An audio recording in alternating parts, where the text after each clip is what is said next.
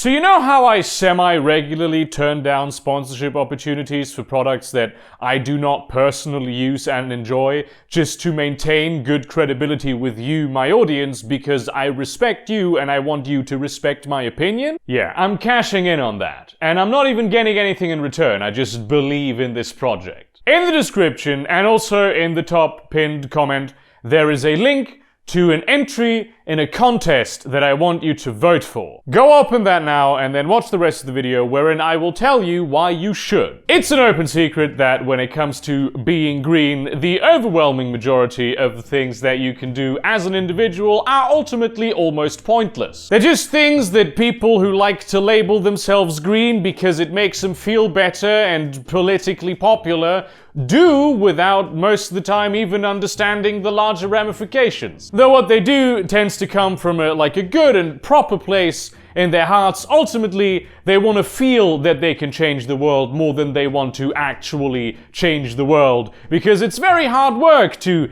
change the way that big megacorporate ventures, which cause the overwhelming majority of pollution and greenhouse gas emissions, operate. That shit is, after all, extremely complicated. Thinking big ideas and then implementing those is a lot of hard work. And frankly, while this doesn't mean that you shouldn't be doing all of those little things that those people do, because objectively, every little bit does help, today we're going to talk about something that doesn't even fall into that neighborhood. In fact, this is one of the few areas where the majority of the damage done economically and environmentally is due to consumer behavior. And this is good because it gives us the power to actually enact change. So let's talk about food waste, shall we? So at this point, I think we're all aware of the huge amount of greenhouse gas emissions that just global food production causes. Because we need to produce a lot of food, there's a lot of people who like to eat a lot of calories every day, and we produce way more than we need, which there's good reasons for. First of all, we really like to have a stable food supply, and if you want to have a stable food supply, you're gonna have to overshoot your targets of what you're doing.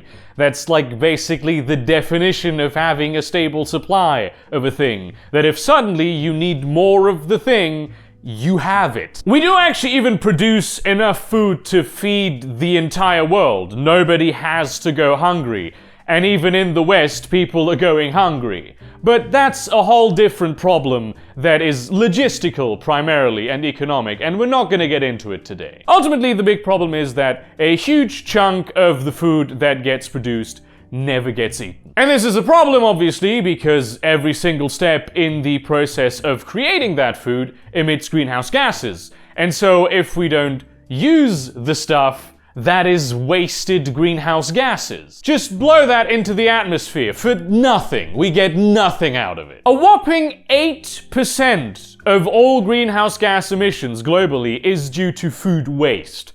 Not food production, purely food waste. And while that may not sound like a lot, it is actually a lot. It is enough to make a significant difference. And this isn't even accounting the gargantuan amounts of water this wastes, or just the land that is used for just nothing at the end of the day, because it grows food that gets thrown away, which is 30% of all the global agricultural land. 30%. That's like a third. That is a lot. And the thing is, this is not even mostly due to the behavior of large corporations for a change, though they certainly do share their part of the blame, as do some government regulations. It's like half of all the fish that gets caught by fishing boats just gets thrown back into the sea, because it wasn't the fish that this particular boat was looking for. Another boat may have been looking for it, but they're not this boat, so nobody gets to eat the fish, aside from crabs that live on the ocean floor, because the fish is dead now. A lot of perfectly viable food also gets thrown out because of very strict and high safety standards. Obviously, I'm not advocating for just getting rid of food safety standards, but they can be a bit of a double-edged sword. Food safety standards ensure that the food we get to buy at the supermarket is actually de facto 100% good to eat, with just an incredibly tiny margin of error. And because on this kind of stuff we like to err on the side of caution, and our surplus that we have allows us to err on the side of caution, there's a lot of perfectly viable and good food that just has a teeny tiny chance of not being perfect, that just gets thrown away. Now, luckily, a lot of that does actually get recycled because the whole food creation industry has like networks and infrastructure in place to get a little bit of money back from the food that they can't end up selling to end consumers. This does happen with things that you throw out sometimes as well, to like a very limited extent.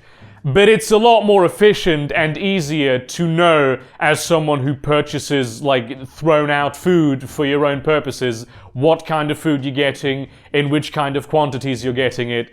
It's a lot easier when it comes from the industry itself. And there are a lot of great ways in which food is recycled. You can make fertilizer by composting, or just make it into animal feed animals with it, generate more food, and then also get fertilizer out of it. Plus, it's a great way of getting rid of foodstuffs that have a lot of protein in them, like meat or cheese, because those don't do so well unless you use bokashi fermentation, which can be very difficult to pull off on a large scale. Because otherwise, if you just throw an old sausage that you probably shouldn't eat anymore into your compost bin, it will create an anaerobic environment. And trust me, an anaerobic environment is not something you want in your compost bin. But again, the core of the problem isn't so much the big corporations this time around, but the end consumer, which is you, so you can do something about it. In the United States, the average household of 4 persons throws away about $1,800 of just perfectly good and edible and delicious food. Just throws that stuff away. And while this problem, of course, is worst in the US, because it's the US, pretty much the whole world has this to one extent or another, and pretty much every household could probably benefit from the money saved. That's almost as much money as just like chain smoking costs you. That is how much money that is annually. And if you set the price of a Big Mac at $4, which if you follow the Big Mac index, that isn't even how expensive it is in the United States, I'm just simplifying the numbers. That's 450 Big Macs per year, which is a lot of Big Macs that you just throw away. Also, you do not need that many Big Macs. You do not need this many Big Macs. But how? How can you personally not throw out as much food? This is where the thing I want to promote comes in. Basically, a bunch of people came together and started designing an app.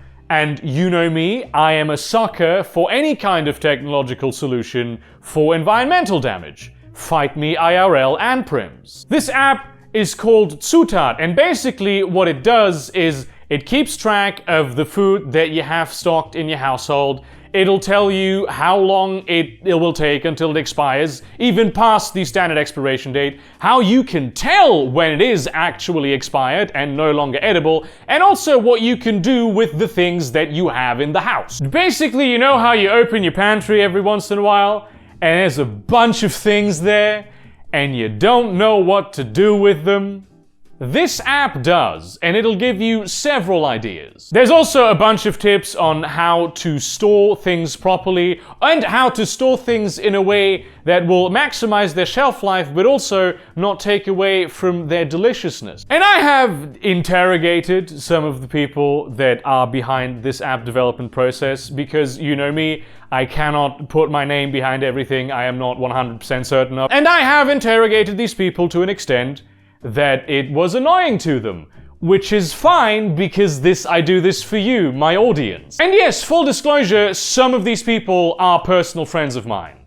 That is the case. But that's only how I heard about the project. Knowing what I know about it, I genuinely believe in it. And it's good, like actually. Even though they themselves are not professional app developers, the app as it is designed pretty much avoids all of the pitfalls that people who are new to app development fall into. Like for instance, feature creep, which they have avoided like it's cancer, which it is. That is the best analogy for what feature creep is. But burger If they're not professional app developers, how are they going to develop the app? Well, everybody knows that app development is expensive as shit, which is why they have entered into a contest that'll actually help them out in that department. And the nice thing is, voting is public, so I want you to go ahead and do that right now. Basically, if you know enough German to register on a website, or know how to hit the Google Translate button, go ahead and register there and vote for the project that I have linked below. Be genuine! I do not want to see no shenanigans. You know who you are that I am talking to right now.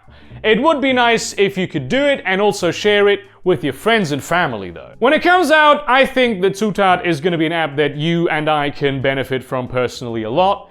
So will your purse and my purse and also the environment, which is pretty great. Also, don't waste food regardless of whether or not you have the app. It's supposed to be a help thing, not a, you still have to take care of, you know what I mean. Also, I almost forgot this, you should go and buy food that is perfectly fine and edible and delicious, but doesn't look that way. Because a lot of supermarkets will just not stock anything that isn't like grade A, primo, triple A, supreme, delicious looking, amazing, perfect food like you would see it in ads. But it's still perfectly good food, and there's probably like an organization in your local town that sells that kind of stuff. You will save so much money, and also if you get like a potato that looks like a hamster, you can put it on Reddit and get karma or something. Anything to motivate you to reduce food waste. Come on. Thank you very much for watching this video. Like, comment, subscribe, share this